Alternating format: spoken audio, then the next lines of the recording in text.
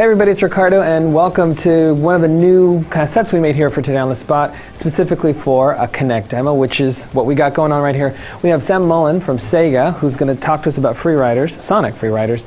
Now, you've showed us the game before, but you just gave us a little taste. So talk to us about what we're seeing here, because this is basically almost done. This is it. This is the final version. So we've had the game at E3, and we've shown it around on, it's been out here as well.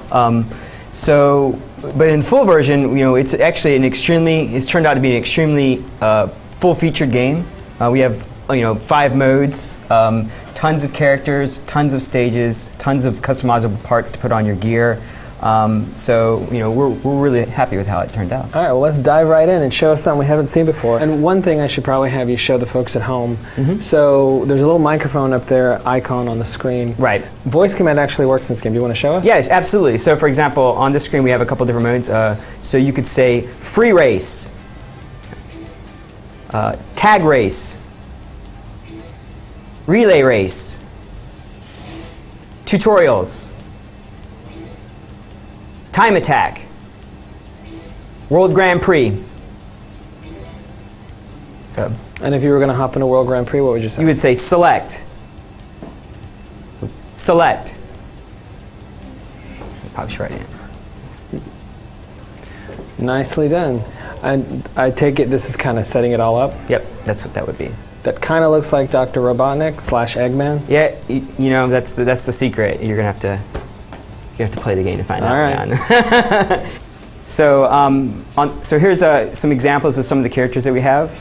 It's not standard, Sonic, Tails, and Knuckles, classics, and then the Sonic Riders, kind of arch rivals, Jet, Wave, and Storm. There are also some other, very common characters that everyone knows and loves: Amy, Cream, Vector, and Shadow. There's also some hidden unlockable characters as well, so I'll just leave those secrets for everyone else to find out. So we've had some new gestures in. For example, you can lean forward now to speed up.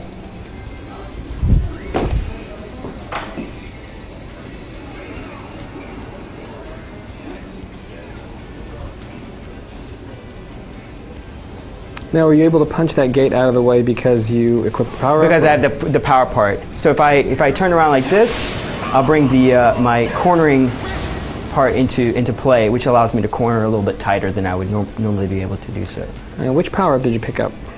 So this one's the ring can. You shake the ring can, rings come popping out.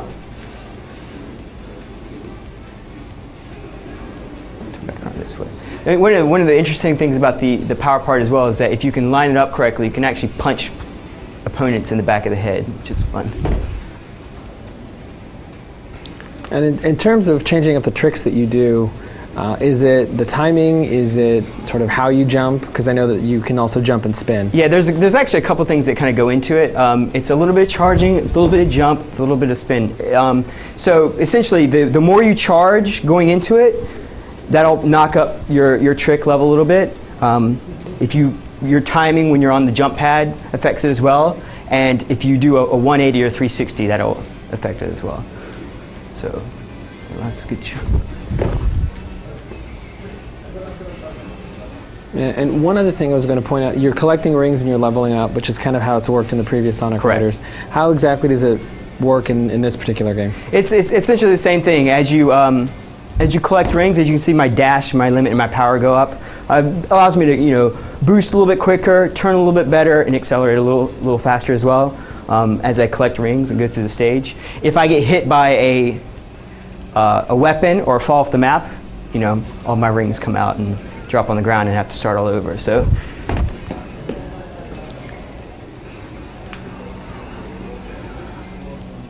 I'm going to switch to another stage, so I don't tire myself out on the stage there.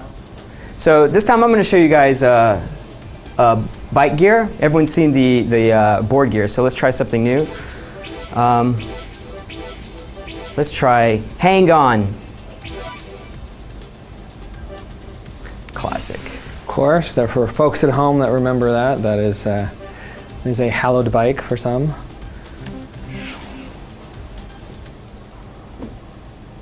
So for board gear, you stand sideways, but for bike gear, you actually stand straight facing forward. And you're going to hold your arms up in front of you, like you're holding imaginary handlebars. And you turn by rotating your arms like this. And everything else is basically the same. You still boost with your, still boost with your foot like that. Got a little ahead of myself.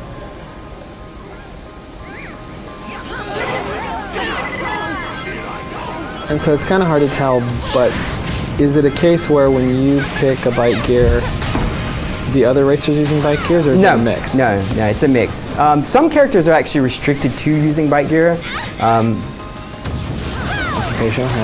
Yeah. Some characters actually can only use bike gear, so it kind of depends also on which character you choose.